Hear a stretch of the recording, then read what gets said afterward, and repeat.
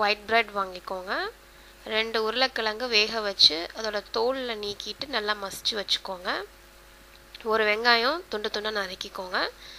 3 பூண்டு, 1/2 இன்ச் இஞ்சி நல்லா சாப் பண்ணி நல்லா ரொம்ப துண்டு துண்டாக நறுக்கி வச்சுக்கோங்க. அப்புறம் கொஞ்சம் ஸ்வீட் கார்ன், கொஞ்சம் கேரட். நீங்கள் இது இல்லைன்னா நீங்கள் க்ரீன் பீஸோ இல்லை பீன்ஸ் இல்லைன்னா முட்டைக்கோஸ் எது வேணால் யூஸ் பண்ணிக்கலாம். இங்கே வந்து கொஞ்சமாக 1/2 டீஸ்பூன் சீரகம், 1/2 டீஸ்பூன் சோம்பு, மஞ்சள், கரம் மசாலா பவுடர் 1/2 டீஸ்பூன் வச்சுருக்கேன். அதுக்கப்புறம் தேவையான அளவு உப்பு, எண்ணெய் ஃப்ரை பண்ணுறதுக்கு. ஸோ ஃபஸ்ட்டு வந்து ஒரு கடாயில் எண்ணெய் ஊற்றிக்கோங்க. எண்ணெய் நல்லா சூடானதுக்கு அப்புறமா அதில் சீரகம், சோம்பு ஆட் பண்ணிங்க.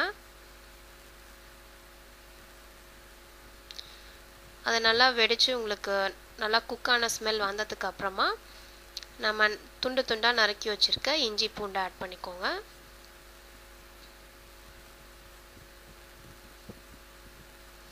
இப்போ இஞ்சி பூண்டு நல்லா வதங்கிடுச்சு. இது கூட வந்து வெங்காயம் ஆட் பண்ணிவிட்டு அதில் கொஞ்சம் மஞ்சள் தூள், கரம் மசாலா பவுடர் ஆட் பண்ணிக்கோங்க. கரம் மசாலா பவுடர் இல்லைன்னா நீங்கள் சாம்பார் பவுடரோ இல்லை கறி மசாலா பவுடர் எந்த மசாலா பவுடர் வேணால் ஆட் பண்ணிக்கலாம். உங்களுக்கு காரமாக வேணும்னா நீங்கள் கொஞ்சம் மிளகாத்தூள் கூட இதில் போட்டுக்கலாம். ஸோ இந்த மசாலா பவுடரில் நல்லா போட்டுட்டு அதை நல்லா மிக்ஸ் பண்ணி விட்டுட்டு நல்லா அதை வதக்கிக்கோங்க. ஸோ இப்போ பார்த்தீங்கன்னா வெங்காயம் நல்லா கோல்டன் ப்ரௌன் கலரில் வதங்கிடுச்சு. இது கூட நம்ம வேக வச்சு வச்சுருக்க ஸ்வீட் கார்ன், கேரட்டை ஆட் பண்ணிக்கோங்க. ஆட் பண்ணிட்டு அதை நல்லா மிக்ஸ் பண்ணிவிட்டு இதை செப்பரேட்டாக எடுத்து வச்சுக்கோங்க.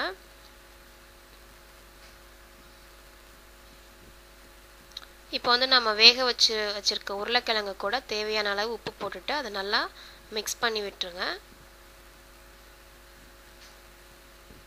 நல்லா மிக்ஸ் பண்ணிவிட்டு நம்ம இப்போ ரெடி பண்ணி வச்சுருக்கோம் இல்லையா இந்த கேரட் ஸ்வீட் கார்ன் மிக்சர், அதை எடுத்து இந்த உருளைக்கிழங்கு கூட போட்டு நல்லா மிக்ஸ் பண்ணிக்கோங்க. இப்போ வந்து நம்ம பிரெட் ரோல்குள்ளே வைக்கிறதுக்கான ஸ்டஃப் ரெடி ஆகிடுச்சு. இப்போ பிரெட் ரோல் எப்படி செய்கிறதுன்னு பார்க்கலாம். ஒரு பிளேட் எடுத்துக்கோங்க. ஒரு பவுலில் கொஞ்சம் தண்ணி வச்சுக்கோங்க. ஃபஸ்ட்டு வந்து உங்கள் பிரெட் ஸ்லைசஸ் எடுத்துகிட்டு அதோட எட்ஜஸ் எல்லாம் கட் பண்ணிடுங்க. எட்ஜஸ் இருந்தால் அவங்களால நல்லா அதை சீல் பண்ண முடியாது ரோல் மாதிரி. ஸோ அதோட எட்ஜஸ் எல்லாம் எடுத்துகிட்டு உங்கள் ப்ரெட்டு மேலே கொஞ்சம் கொஞ்சமாக தண்ணி வந்து இந்த மாதிரி தெளிச்சுக்கோங்க. ரொம்ப நிறையா தண்ணி சேர்க்காதீங்க, அப்புறம் அதை ஃப்ரை பண்ணும்போது நிறையா எண்ணெய் உறிஞ்சும். ஸோ உங்களுக்கு ரோல் பண்ணுற அளவுக்கு எலாஸ்டிசிட்டி வர அளவுக்கு நீங்கள் தண்ணி தெளிச்சுக்கிட்டால் போதும். ஸோ இப்போ நான் தண்ணி தெளிச்சுட்டு அதுக்குள்ளே வந்து நம்ம செஞ்சு வச்சுருக்க ஸ்டஃபிங் வச்சுக்கோங்க. வச்சுட்டு அந்த 2 எட்ஜஸையும் எடுத்து இந்த மாதிரி சீல் பண்ணிக்கோங்க. இந்த சீல் பண்ண முடியல, ஒட்டலை அப்படின்னா நீங்கள் இன்னும் கொஞ்சம் தண்ணி தொட்டுக்கலாம் நான் செய்கிற மாதிரி. ஸோ அந்த 2 எட்ஜஸையும் நல்லா சீல் பண்ணிவிட்டு இந்த ஓரத்தையும் நல்லா சீல் பண்ணிக்கோங்க. ஸோ 3 பக்கம் நல்லா சீல் பண்ணிட்டிங்கன்னா உங்களுக்கு ரோல் மாதிரி இந்த மாதிரி வந்துடும்.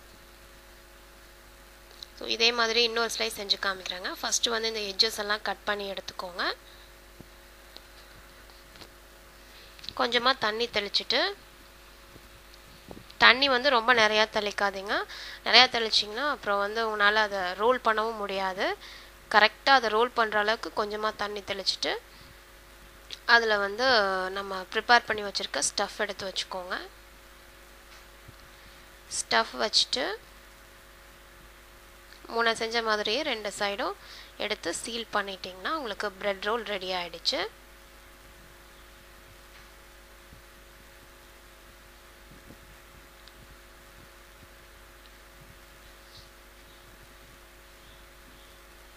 இந்த மாதிரி பிரிஞ்சு வந்ததுன்னா நீங்கள் தண்ணி தொட்டு மறுபடியும் ஒட்ட வச்சுக்கோங்க.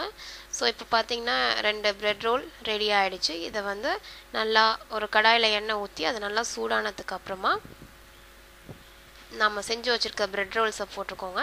போட்டுட்டு ஃப்ளேம் வந்து கொஞ்சம் மீடியமில் வச்சுக்கோங்க. ரொம்ப ஹையில் வச்சா சீக்கிரம் தீஞ்சு போயிடும்.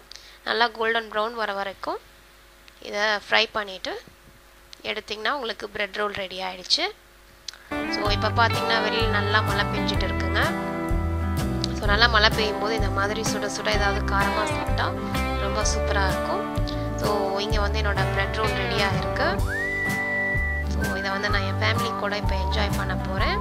இதை இதை வந்து நீங்கள் சாஸ் கூடயோ இல்லை சட்னி கூடயோ சர்வ் பண்ணலாம், இல்லைனா நீங்கள் அப்படியே கூட சாப்பிட்லாம். ரொம்ப கிறிஸ்பியாக இருக்கும், ரொம்ப டேஸ்ட்டாக இருக்கும். உங்கள் குழந்தைங்களுக்கு செஞ்சு கொடுத்தீங்கன்னா கண்டிப்பாக அதை விரும்பி சாப்பிடுவாங்க. அதே மாதிரி உங்கள் வீட்டுக்கு திடீர்னு ஏதாவது கெஸ்ட்டு வந்துட்டாங்க, உங்கள் வீட்டில் எதுவும் இல்லை, ப்ரெட்டு தான் இருக்குன்னா டக்குன்னு நீங்கள் ஏதாவது காய்கறி வேக வச்சு அதை உள்ள ஸ்டஃப் பண்ணி இந்த மாதிரி செய்யலாம். கண்டிப்பாக இது எல்லாத்துக்குமே பிடிக்கும். ட்ரை பண்ணி பாருங்கள். இதே மாதிரி இன்னும் நிறையா தமிழ் ரெசிபீஸ் பார்க்கணுன்னா மறக்காமல் தீப்ஸ் தமிழ் கிச்சனுக்கு சப்ஸ்கிரைப் பண்ணுங்கள். இன்னொரு இன்ட்ரெஸ்டிங்கான வீடியோ ரெசிபியோட உங்களை